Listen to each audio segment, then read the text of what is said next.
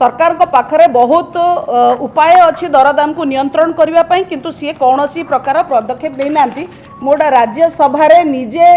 Bharatiya Janata party मंत्री अश्विनी चौबे जो उत्तर रखी गोटे प्रश्न को दरदाम वृद्धि को केमती कंट्रोल करा जीवो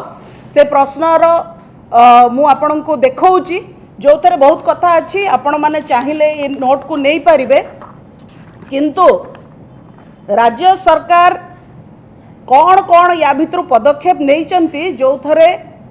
दरदाम नियंत्रण भितर रहिबो एठी डबल इंजिन रो सरकार चली मु अनुरोध करी छोट इंजिन तांका बड़ इंजिन को सहायता मागंतु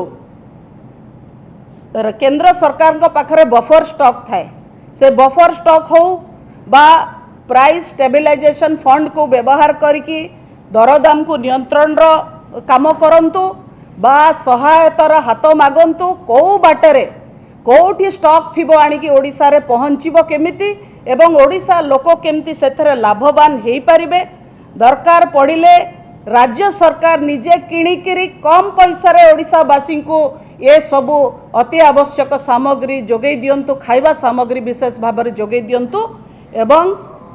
राज्य सरकार तांकर दायित्वहीन मंतव्य को प्रत्याहार करने सह ओडिशावासी